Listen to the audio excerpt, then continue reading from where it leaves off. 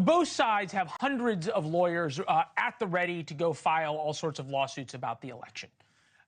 A, is there anything wrong with that? And B, are we going to distinguish this time between the legitimate and necessary challenges, a la Florida 2000, and the wild, crazy stuff of 2020?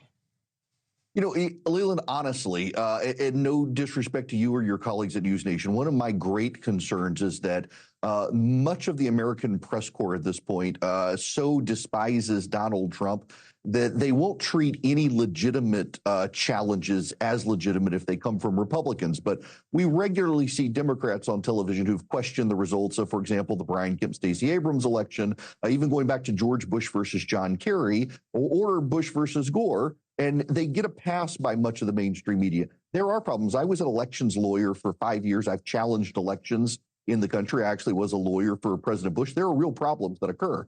The problem on the Republican side is Donald Trump and his team seeded so many wild conspiracy theories in 2020. They broke down trust. But the media has failed to be able to nuance and distinguish between real challenges, of which there were some, and fake challenges. And that in and of itself isn't helpful. We need a media that's willing to be open to the idea that maybe when Republicans complain, they might have some legitimacy. Right. It would be helpful, though, if in the past, when Donald Trump did this, it wasn't I won and I'm going to try and overturn the election based on complete junk. That, you know, at some point you give up the moral high ground. I think you've alluded to that. From Bloomberg, why it may take days or longer to determine if Trump or Harris won the election. 2020 deja vu, while the 2024 election could take days to call. Pennsylvania election officials are bracing for conspiracy theories and protests. The way to fix this, right, is to have better run elections and to have rules that if you want your mail-in ballot to count, it has to be delivered by election day, on and on and on and on. Why aren't these things that are so easy to do to restore trust in elections being done by people who say having trust in elections is so important?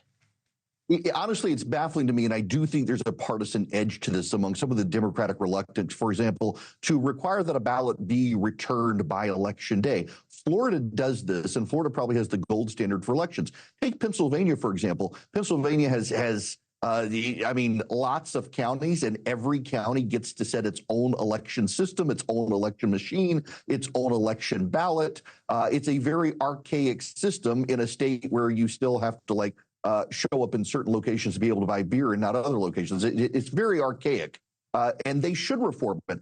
But it's because partisans on one side want the reforms, the other side says no. When both sides, as a result, nationwide are collaborating in the collapse and trust in the system. Argentina can do an entire presidential election, count the ballots by hand overnight, with a population the size of the state of Georgia. The United States of America at this point can't, because Democrats and Republicans refuse to have common sense reform, which, by the way, the secretaries of state nationwide, all 50 of them, have agreed on a series of common sense reforms, but they just can't get the states to adopt them because of partisanship. Yeah, well, we all deserve the government we elect. Early voting in Georgia, and I think this is key since you're obviously from there, closed out today. 247,000 ballots closed the business office today. 37,000 vote in person. The earliest early and absentee total that they have ever had in Georgia. 24.1% of active voters. So a quarter of the active voters in Georgia have already voted. That tells you what?